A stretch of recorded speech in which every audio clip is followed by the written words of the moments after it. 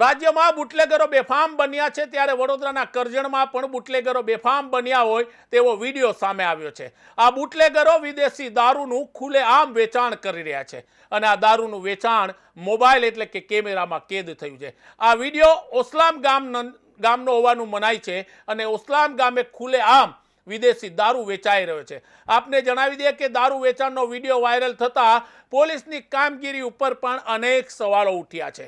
એક બાજુ રાજ્યમાં ડીજીપીએ અસામાજિક તત્વો સામે કાર્યવાહી કરવા પોલીસ તંત્રને આદેશ આપ્યો છે અને ત્યારે જ વડોદરાના આ ઓસમાન ગામનો વિડીયો વાયરલ થતા લોકોમાં અનેક ચર્ચાઓ થઈ છે। આપ વિડીયોમાં જોઈ શકો છો કે દુકાનમાં બેઠા બેઠા એક વ્યક્તિ વિદેશી દારૂ ખુલ્લેઆમ વેચી રહ્યો છે કે જેવી રીતના પાન પડીકી વેચાતી હોય તેની આડમાં દારૂનું વેચાણ થઈ રહ્યું છે।